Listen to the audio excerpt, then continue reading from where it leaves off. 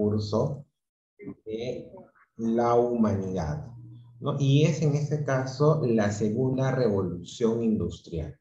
Ya habíamos visto una primera, ¿no? En donde, la invención de ciertos, de ciertos inventos, o en este caso también, eh, también el uso de ciertos materiales, de alguna manera hizo que algunas sociedades en Europa pudieran crecer y expandir su mercado comercial. ¿Ok? Bueno, los avances de este periodo también de invención, hace que en este caso también las potencias se afiancen más, ¿no? Y otras sociedades que de repente iban un poco más rezagadas, en este caso, puedan adquirir un poder dentro de la geopolítica mundial más grande. ¿Ok? Entonces, estos adelantos o estos avances técnicos acontecieron de manera vertiginosa en la segunda mitad del siglo XIX y dieron lo que se llama, ¿no? Lo que conocemos ahora como la segunda revolución industrial. La primera, ¿no?, que les mencionaba, fue esencialmente creadora y significó la superación de la economía agraria y extractiva, ¿no? Por ello se concentró en el aprovechamiento de las fuentes de energía y en la manufactura de productos básicos. Es decir, no solamente estas sociedades se contentaron, por decirlo de una manera, ¿no?, con extraer productos o con trabajar en la mano de obra agrícola, sino que en la primera, la idea era pasar de ese tipo de economía a una, en este caso, que pudiera darnos productos ya manufacturados, o sea, elaborados a partir de esos insumos. Ya no solamente extraer insumos, sino, ¿no?, brindar un producto, ¿no?, de importancia o de uso en esa época. Ahora, la industria era sobre todo de aplicación. Eso quiere decir de búsqueda de los aspectos prácticos de los nuevos descubrimientos para obtener productos más elaborados y especializados. O sea, en este caso, la primera fue más creativa, la segunda es más de aplicación, en donde estos productos tenían que adaptarse a la vida diaria de las personas, ¿no? O en todo caso, facilitarle mejor las cosas a las personas de esa época. A la época del carbón y del hierro se dio paso a la del acero, la electricidad y la química. Paralelo a este desarrollo fue el del capitalismo industrial y financiero, ya que los nuevos proyectos precisaban de elevadas inversiones. ¿No? Esto, por ejemplo, para poder solventar, se aprovechó el desarrollo de la banca que se iba desarrollando, que se iba dando en esos tiempos. Y se imponían la reducción de costos, las políticas de comercialización más agresivas y la necesidad de aventajar a la competencia. La aparición de nuevos productos contribuyó también a dejar obsoleta la vieja industria. Por ejemplo, el acero, por ejemplo, arruinó la metalurgia tradicional. Todo esto deja en claro que, si bien tuvo un coste social elevado, ha determinado cambios precisos para el advenimiento de una nueva etapa caracterizada por el progreso tecnológico rápido, el cambio continuo de estructuras productivas y la ampliación de mercados. La libre competencia que definió el primer capitalismo derivó a un control cada vez mayor del mercado por las grandes empresas y la banca. ¿Okay? Aquí, por ejemplo, se agrava esa máxima que mencionaba anteriormente, ¿no? Maximizar las ganancias y reducir lo más posible los costos.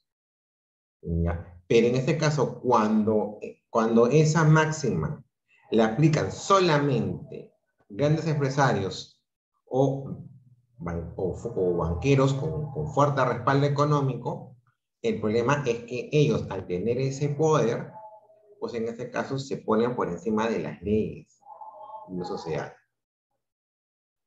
y lo que hace es, en ese caso, tergiversa incluso la máxima de, ¿no? O sea, no hay, con todo caso, deja sin piso la excusa del capitalismo, que es, ¿no?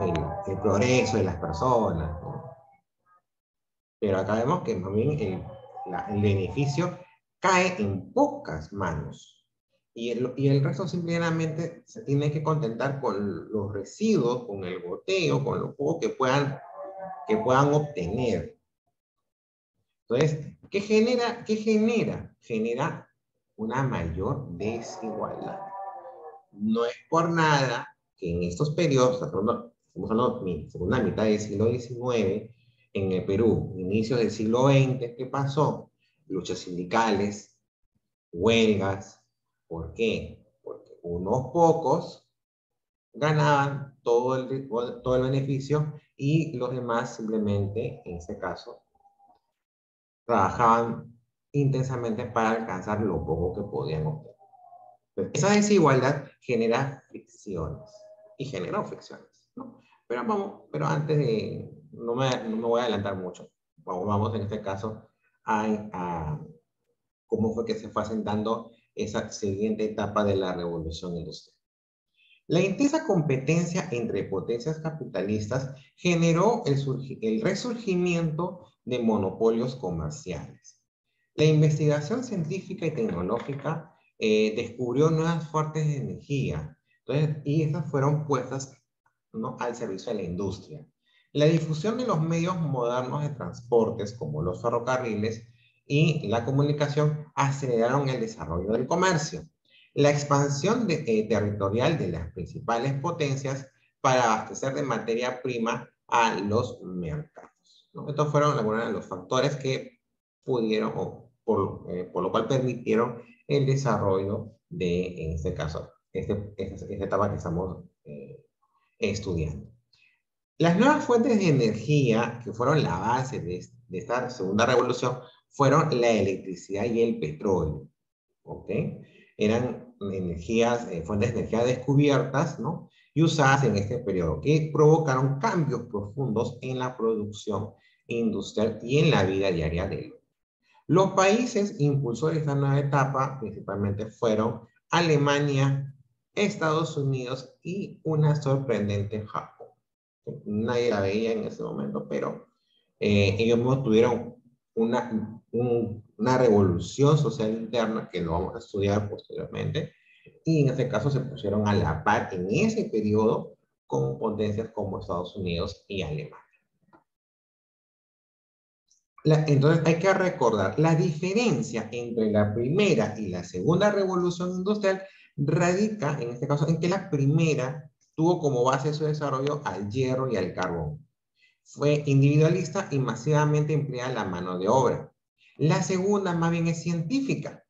Usa como base a la electricidad y al petróleo, y lo que hace es mecanizar y automatizar los elementos de la producción. O sea, la idea es que haya de que los trabajos que requieran mayor gasto de energía humana fueran, en este caso, ese tiempo, ese gasto, fuera en se puede decir, reducido, ¿ya?, por la energía de la maquinaria, ¿ok? Entonces, los nuevos elementos y los nuevos inventos de la segunda revolución industrial, ¿no? En ese periodo se inventó el desarrollo, el procedimiento de producir el acero, ¿no?, por Henry Bessemer en 1856. Y se utilizó la energía y el petróleo como fuentes de energía, como ya lo he mencionado. El acero es la aleación, o sea, ¿no?, la fusión de hierro y carbón. Se convirtió en el material más resistente para la construcción de máquinas y edificaciones arquitectónicas. Los nuevos inventos, los más resaltantes de esta etapa fueron, por ejemplo, Alfred Nobel, ¿ya?, inventó la nitroglicerina y la dinamita. Christopher Soles, Carlos Glieden y Samuel Soule inventaron la máquina de escribir. Alexander Graham Bell inventó el teléfono. Thomas Alva Edison inventó el fonógrafo y la bombilla eléctrica. De Laval inventó la turbina a vapor. Carl Benz y Guillermo Marconi Brandi inventaron el automóvil a gasolina y la radiotelefonía. Emil Bremner inventó el gramófono. Rudolf Diesel inventó el motor a gasolina. Los hermanos Lumière, el cinematógrafo. Guillermo Marconi, en la telegrafía sin hilos. Ferdinand Zeppelin, el globo dirigible. Valdemar Poulsen, la grabación magnética de sonido. Conrad Röntgen, los rayos X. Y Orville y Wilbur Wright, el avión. Entre las consecuencias de este proceso fue el surgimiento de nuevas industrias, como la química, la siderúrgica, la metalmecánica, la alimentaria, la farmacéutica, entre otras. Se produjo un acelerado crecimiento o aumento de la población urbana y en general un crecimiento demográfico mundial, a nivel mundial. ¿Qué quiere decir eso? Que las personas que antes de este periodo trabajaban en el campo tuvieron que emigrar a la ciudad. ¿Ok? ¿Por qué? Porque habían, en ese caso, otras opciones de trabajo más remunerables, más rentables para ellos que dedicarse muchas horas a la agricultura, al campo. Entonces, y en este caso, también la posibilidad de un mejor nivel de vida. ¿Ok? Eso era lo que pensaba en ese tiempo, ¿no? El capitalismo industrial se expandió a otras regiones del mundo, ¿no? Y surgieron nuevas potencias, como los Estados Unidos de América, Alemania, Japón, impulsada en este caso por la dinastía Meiji. Vamos a estudiar posteriormente a la dinastía Meiji, por eso les decía, Japón era una sociedad no solo conservadora, sino en este caso agrícola. Y luego de la dinastía Meiji, en este caso, tuvo una revolución social tal que la llevó a ser una de las potencias de ese tiempo, ¿no? También otra potencia del capitalismo industrial fue Francia. Como consecuencia de la búsqueda de materias primas y mercados, las potencias industriales entran en conflicto, produciéndose enfrentamientos bélicos a escala mundial, como lo que sucedió durante la Primera Guerra Mundial. Recuerden que fue entre los años de 1914 a 1919. ¿Okay? Entonces, si tenemos en cuenta más bien de que en ese tiempo todavía las fronteras no estaban totalmente definidas, habían ciertas rencillas, ¿no? Entre distintas sociedades europeas. Entonces, fue todo un cóctel para que pudiera estallar uno de los conflictos de escala, ¿no? De escala mundial, que fue en este caso la Primera Guerra Mundial. El antagonismo social entre la burguesía y el proletariado se agudiza, produciéndose luchas obreras por el logro de las reivindicaciones económicas y derechos sociales. Lo hemos visto, ¿no? Lo viste en el Perú, ¿no? En la primera mitad del siglo XX, ¿no? Si bien, o sea, en este caso, si bien en las primeras revoluciones liberales que hemos estudiado anteriormente, ¿no? Por ejemplo, en Francia, en 1830, en 1848, ¿no? De alguna manera la burguesía necesitó al proletariado para poder irrumpir y hacer cambios. El problema está que cuando se logra, en este caso, se triunfa en esa revolución, es que los intereses de ambos son diferentes. ¿Qué busca la burguesía? La burguesía en ese caso lo que ansiaba era llegar al poder, ¿no? Y poder de ese sacar mayores beneficios. El proletariado, por su lado, también quería, en este caso, una mejor distribución de la riqueza. O sea, ellos que eran los dueños de su mano de obra, de su trabajo, ¿no? querían que al momento de negociar con el patrón, con el burgués, en ese caso hubiera se pudieran llegar a acuerdos en donde ellos tuvieran mejores beneficios de los que ya tenían. Y es normal, cada grupo social, ¿no? O cada estrato busca en ese caso una mejora, pero el problema está que es cuando las expectativas no son cumplidas. Por ejemplo, en este caso, ¿no? Entre la burguesía y el proletariado. Y lo hemos visto en las revoluciones. En estas revoluciones liberales, los que favoreció, los que salieron favorecidos fueron los de la burguesía. Y al proletariado, ¿qué le tocó? Nada. A pesar que el proletariado puso la masa, la gente, estuvo con ellos, pero ganó poco o nada. Entonces, cuando hay expectativas no cumplidas, surgen los problemas posteriores. Y lo hemos visto. Cuando cae Napoleón, ¿qué sucede? Llega el Congreso de Viena, ¿no? Y en ese caso había una sola intención, mantener las monarquías vigentes. Y en este caso, pero unas sobre otras. Por ejemplo, Alemania, Italia no pudieron unificarse. A las demás monarquías no les convenía de que estas se pudieran unificar, por lo que posteriormente pasaría.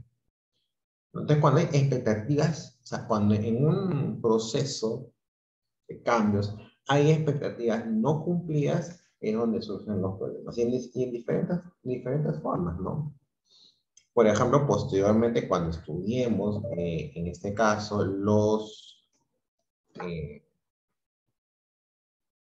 cuando estudiemos, en este caso,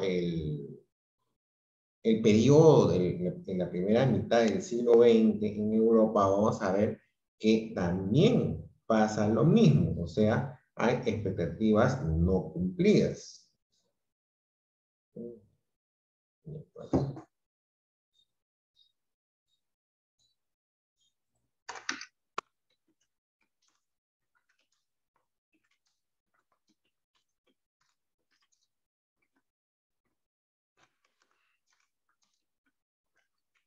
Ya. Entonces, eh, y justamente, y eso es lo que al final termina en este caso antagonizando, ¿no? A diversos grupos humanos dentro de una sociedad. Y eso ocurre hasta el día de hoy. Y lo podemos ver, por ejemplo, en la República Aristocrática.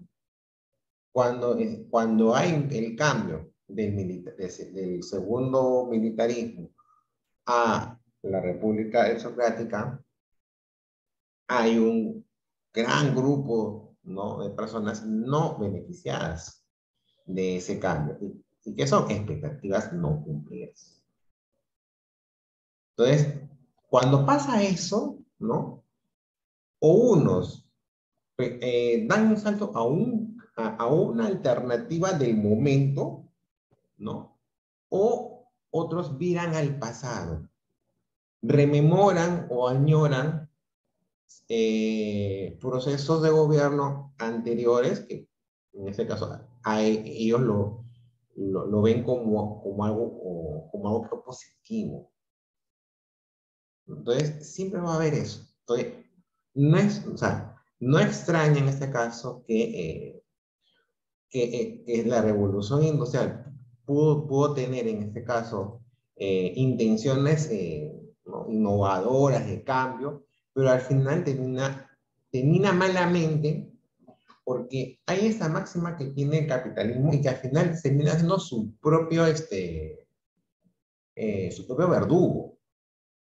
Es algo que cuando vamos a estudiar en la siguiente sesión el socialismo científico que surge con Karl Marx y Federico Engels, ¿ya? Justamente Marx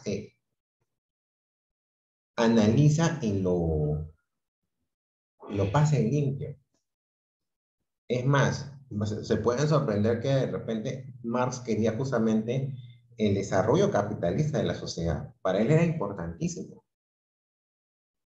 que la burguesía, en este caso, alcanzara un desarrollo, que hubiera libertades, que se respetaran las libertades de las personas, que hubiera un verdadero desarrollo capitalista, ¿no? Y cuando uno escucha eso, pero se contrapone con ciertas, con ciertas ideas surgidas a partir de una aplicación de lo que Marx propuso durante el siglo XX, pero que se contraponen, porque las sociedades que se organizaron en la base de lo que decía Marx, pues, no solamente no cumplían, sino que eran eminentemente anticapitalistas, pero Marx no quería eso.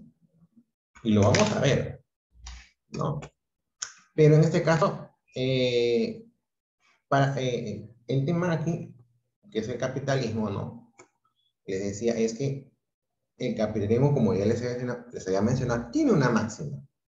Y la máxima es, ¿no? Es sacar la mayor cantidad posible de réditos y ganancias. Pero eso termina siendo una esfera infinita, porque el capitalista no se va a conformar con lo que va ganando. Quiere más y más y más. Por eso es que en este caso las potencias base empezaron a expandirse más y más y más. Porque necesitaban nuevos mercados para poder continuar ganando más y más y más. Y el problema que decía Karl Marx, era, ok, tú te quieres, está bien, es lógico, pero va a haber un momento que eso ya no va a ser posible. O vas a tener dificultades. Y es lo que le llaman, ¿no? Ay, la paleta se me fue. Pues es la paradoja del capitalismo.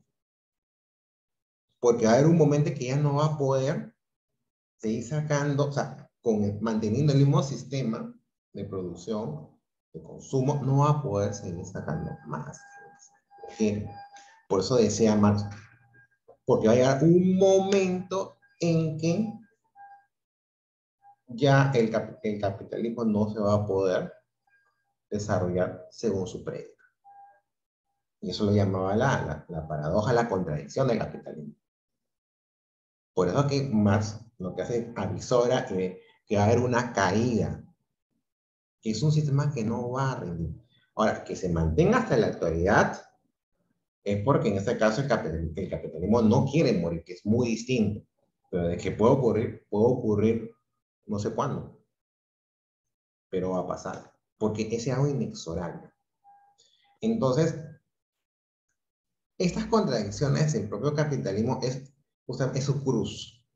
Y eso es lo que origina estos conflictos que posteriormente vamos a ir viendo cuando repasemos el siglo XX.